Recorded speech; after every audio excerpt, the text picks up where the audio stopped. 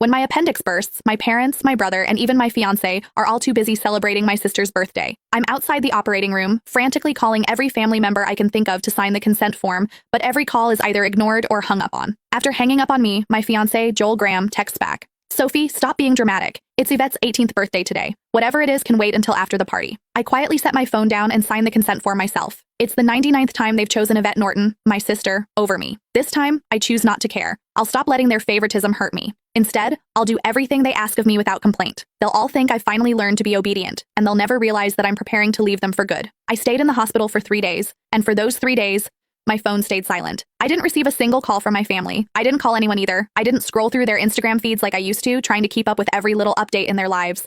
Instead, I just quietly rested in my hospital bed and dragged my weak body around for checkups and payments. Even on the day I was discharged, I didn't tell a soul. I simply packed my own things, endured the pain in my abdomen, and slowly made my way home. When I pushed the door open, the laughter inside the house abruptly stopped. Everyone was gathered in the living room. My fiancé, Joel, was sitting beside Yvette with his arm casually draped around her shoulders. The moment he saw me, he pulled his hand back and gave me an awkward smile. Soph, you're back? Where have you been these past few days? My brother, Joshua Norton, let out a cold snort. Where else would she have gone to? She just didn't want to show up to Yvette's birthday party. She always has to ruin things for her since she can't stand seeing Vivi happy. I didn't say a word. I just headed straight for my room. Joshua seemed surprised that I didn't argue with him. Normally, whenever he accused me of being selfish, I would break down in tears and desperately defend myself. But this time, I'd kept quiet. My mom rushed over to me with a glass of juice. Sophia, we were so busy with Vivi's birthday the other day that we missed your calls. Don't be mad at us, okay? She placed a glass of mango juice in my hand. Although my heart had long since stopped expecting anything, it still ached faintly. I was allergic to mangoes, but Yvette loved them. There was always mango-flavored food and drinks in the house because of that.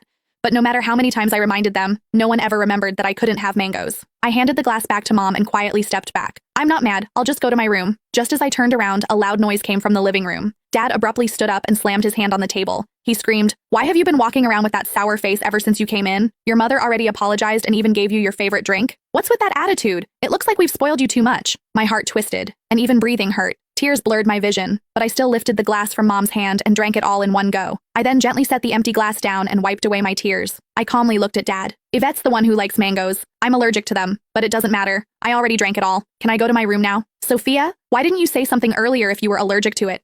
Who told you to drink it? You're so stubborn. Mom panicked and quickly patted my back. Dad looked embarrassed, but he still harshly replied, "You could have just explained yourself. You've always had that unlikable attitude. You're nothing like Vivi. She knows how to communicate." Yvette's voice drifted over from the couch. "Dad, don't say that about Sophia. You'll make her sad." She sounded gentle, but the smugness in her eyes was impossible to hide. Yvette had always used my dullness to highlight her perfection. No matter what it was, she loved comparing herself to me. She would only be satisfied when she got to trample me. I should have felt hurt,